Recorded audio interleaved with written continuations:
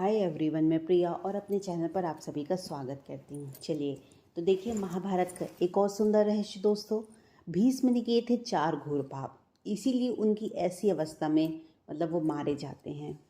तो बहुत ही उनकी दर्दमयी अवस्था रहती है जब वो उनका मृत्यु का समय निकट आ जाता है दोस्तों। तो चलिए आज हम बताएंगे कि उनके ऐसे 4 घोर पाप क्या थे। आखिर उन्हीं की वजह से ही महाभारत हुई थी। अगर वो अपने आप में स्टेप ले लेते तो ऐसा कभी कुछ होता ही नहीं।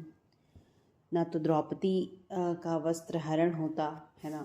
देखिए कुछ विद्वान कहते हैं कि जो देवव्रत हैं भीष्म को महाभारत का खलनायक माना जाता है। भीष्म ने ही अम्बा अंबिका अम्बालिका की भावनाओं को कुचलकर जो कार्य किया वो अमानवीय था।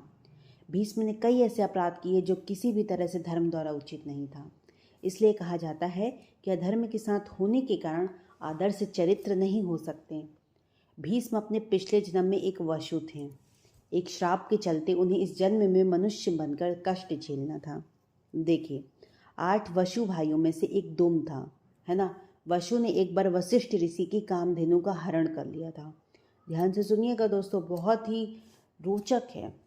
इसमें वशिष्ठ ऋषि ने दुम से कहा कि ऐसा काम जो मनुष्य करते हैं, इसलिए तुम 8 वसु मनुष्य हो जाओ। यह सुनकर वसुओं ने घबराकर वशिष्ठ से प्रार्थना की। उन्होंने कहा, अन्य वसु तो वर्ष का अंत होने पर मेरे श्राप से छुटकारा पा जाएंगे, लेकिन ये जो दुम है जो अपनी करनी का फल भोगने के लिए एक जन्म तक मनुष्य बनकर पीड़ा भोगनी पड़ेगी।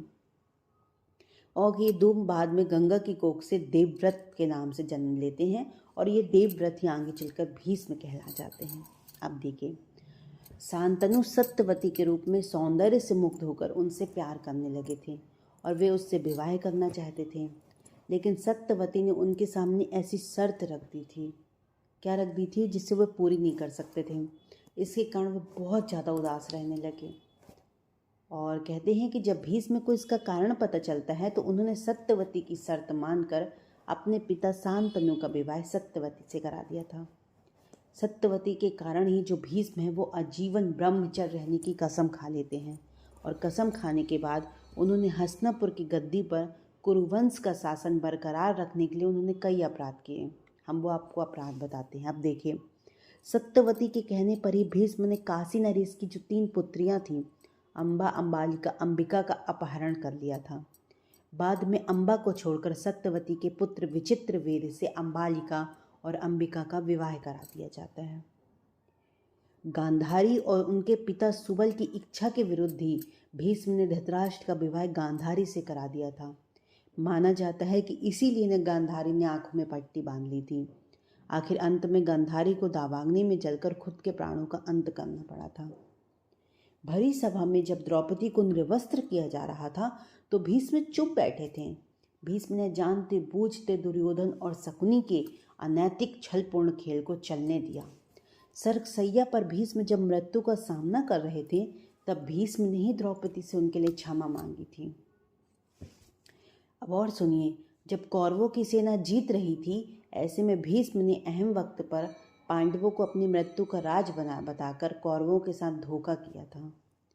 भीष्म ने सरसैया पर लेटे हुए पूछा श्री कृष्ण से, हे मधुसूदन, मेरे कौन से कर्मों का फल है जो मुझे बाणों की सैया मिली।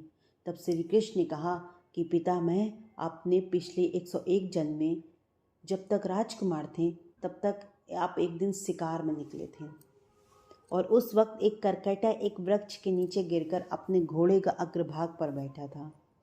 भीष्म ने अपने बाणों से उठाकर उसके पीठ के पीछे फेंक दिया। उस समय वह बेरिया के पेड़ पर जाकर गिरा और बेरिया के कांटे उसकी पीठ पर घुस गए। करकैटा जितना निकलने की कोशिश करता उसका कांटा उतना ही उसके पीठ में चुभते जाता। इस प्रकार जो करकैटा था वो 18 दिन तक जीवित रहा और ईश्वर से प्रार्थना करता रहा कि हे युवराज, जिस तरह मैं तड़प तड़प कर मृत्यु को प्राप्त हो रहा हूँ ठीक उसी प्रकार तुम भी होना। अपने पिछले जन्म में भीष्म द्वारा इतने पाप करने के बाद भीष्म को किसी भी तरह से खलनायक नहीं माना जा सकता, क्योंकि भीष्म ने जो किया वह हस्तिनापुर के सिंहासन की रक्षा और कुरुवंश को बचाने के लिए किया। तो फिर सबसे बड़ा सवाल ये बनता है कि महाभारत का सबसे बड़ा खलनायक था कौन फिर? चलिए तो आप भी बताइएगा कि महाभारत का सबसे बड़ा खलनायक कौन था कमेंट में। चलिए मैं वेट करूँगी आपके कमेंट का। तो जो भीष्म थे उन्होंने बहुत सारे घोर पाप किए थे, है ना। देखिए कहीं ना कहीं वो सेल्फिश थे, अपने स्वार्थ के लिए उन्होंने बहुत सारे ऐसे पाप कर दिए जिससे एक तरह से महाभारत हुई, है ना। हाँ चलिए दोस्तों, तो बहुत पसंद आई होगी आपको वीडियो, तो ज़्यादा से ज़्यादा हमारे इस वीडियोस को शेयर करें और हमारे चैनल को सब्सक्राइब भी करें। Thank you so much. जय श्री कृष्णा दोस्तों।